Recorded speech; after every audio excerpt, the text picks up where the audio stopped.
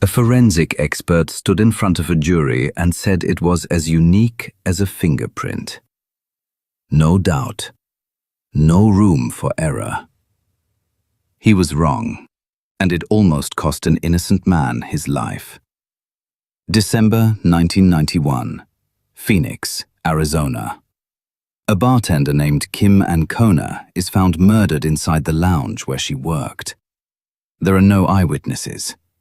Investigators turn their attention to the people who knew her, and one name keeps coming up. Ray Krone, a regular at the bar who was supposed to help her close up that night. Krone had no criminal record. He'd graduated in the top 10% of his high school class and served honorably in the US Air Force. He'd been a mail carrier for 7 years. His connection to Kim was thin. They occasionally played darts together, and he'd once given her a ride to a Christmas party. None of that mattered once the bite mark came into play.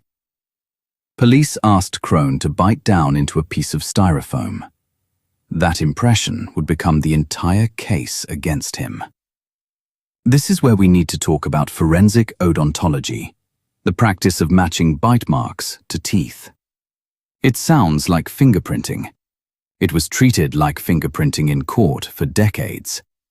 It first gained national attention when it helped convict Ted Bundy, and after that, it became a trusted tool in prosecutions across the country. But here's the problem. Nobody in that courtroom said out loud that human skin isn't a stable surface. It stretches, bruises, and heals unpredictably. Unlike a fingerprint, which stays fixed, a bite mark can look completely different depending on how the skin moved, how much time passed, and who's doing the interpreting. None of that stopped the state's expert from telling the jury he had no doubt. At trial, the prosecution's expert testified with total certainty that the bite mark matched Krone's teeth. There was no physical evidence placing him at the scene. No confession, no witnesses, just that one match. The jury convicted him. He was sentenced to death. Ray Krone spent the next several years fighting from his cell, insisting he'd been asleep at home the entire night. Krone's first conviction was eventually thrown out, not because of the bite mark, but because prosecutors had hidden a videotape about the evidence from his own defense team until right before trial. He got a second trial, and this time, 3 separate board-certified forensic dentists took the stand for the defense and testified that the bite mark did not match Krone's teeth at all. The state's original expert took the stand again anyway, standing by his conclusion. The jury convicted Krone a second time. This is the part of the story that should stop you cold. Even when the science was directly contradicted in open court by more credentialed experts, it wasn't enough. Years later, DNA testing, technology that barely existed at the time of the original trial, was run on evidence from the crime scene. It didn't match Ray Krone. It matched someone else entirely. A man with a prior history of violent crime who lived near the bar.